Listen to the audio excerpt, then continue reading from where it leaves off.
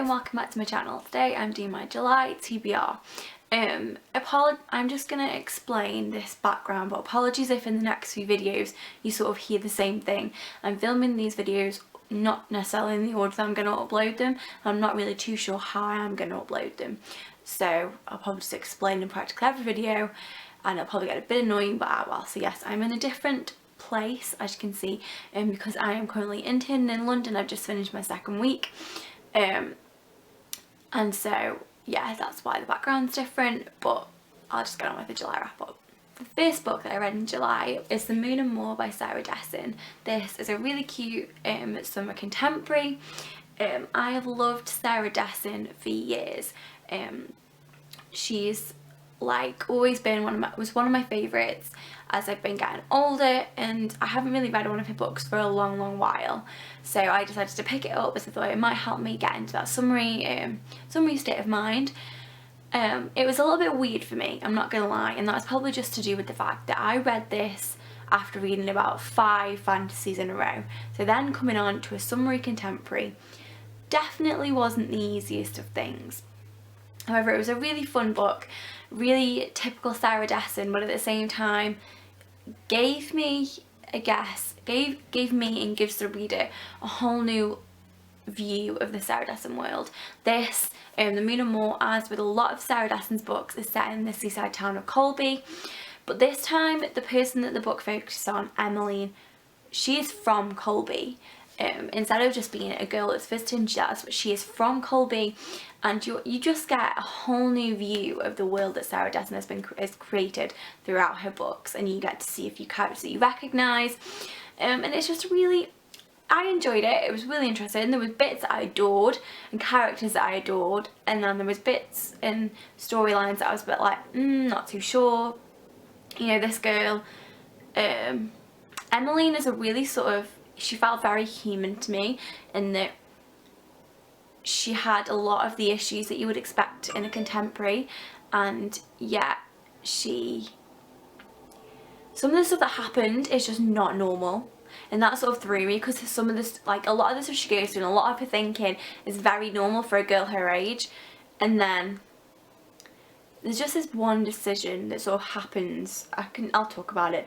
Basically, her relationship ends with like her long-term boyfriend. It ends, and like the same day, like less than 24 hours later, she kisses someone else, and it's all a bit like, what is going on?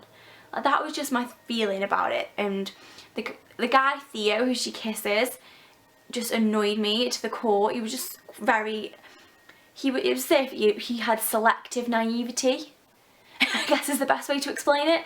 That he is not from Colby, he's not from a small town, he is from the big city, and it's like he just chose to ignore a lot of the signs, and he just did these things because he wanted to, and he didn't really care, or it didn't feel like he cared about anybody else or what usually went on.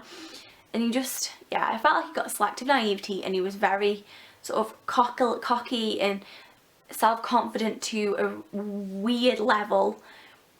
So that was a bit bizarre, because the romance in this is definitely sort of split, and yeah, that bit just really threw me with this book. It definitely didn't necessarily feel Sarah Dessin-y, but overall it was a great book.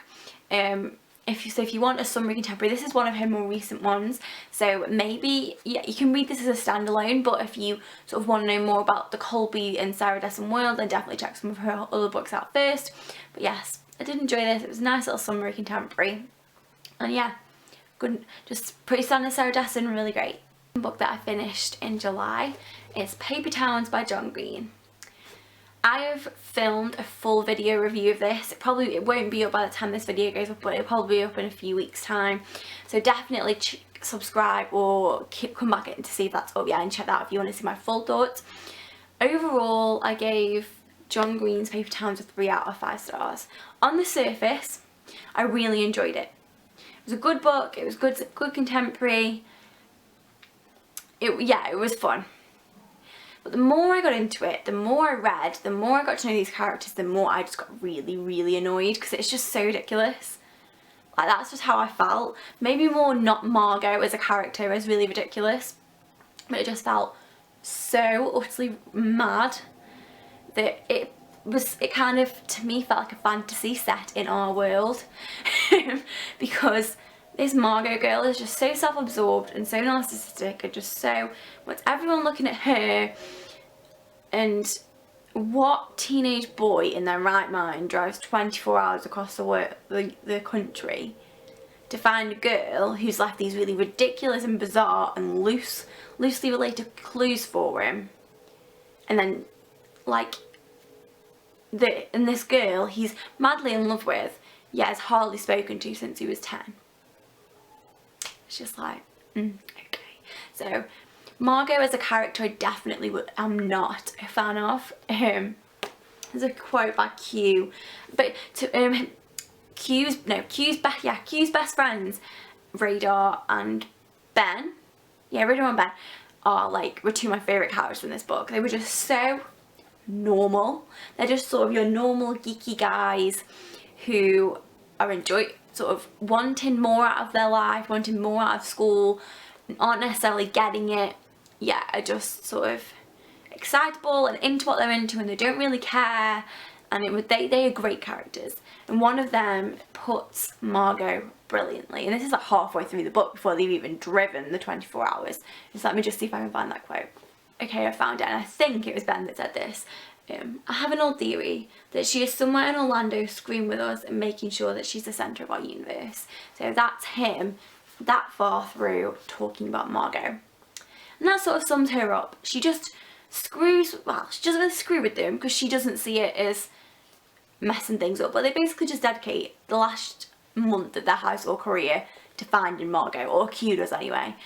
And it just, on the surface, as I said, it was really fun. It was a good book, good contemporary, and it's not too big, so it's kind of one of those that's probably going to be pretty easy to get through for most people. However, I say, the more I got into it, the more it annoyed me, and the more just not a fan of this Margot character. She just is not a good character. Well, she's a good character in the sense that she really creates a story, but at the same time it's just not she's just not a person. Like in I feel like in a contemporary, that they should feel like people, that the stuff that goes on should feel like it could potentially happen, and she just didn't feel like a real person to me. So those are the two books that I finished in the month of July. And then I have got another book that I started, and I'm not halfway through it yet, but I'm slowly getting through it. And that is Yes Please by Amy Fowler. My best friend got me this for my birthday, and I started reading this like this week. I am currently 8 pages through. I am there, so I'm not really very far in, but it's so good so far. Really enjoying it. It's really interesting because I'm not like the biggest Amy Poehler fan yet.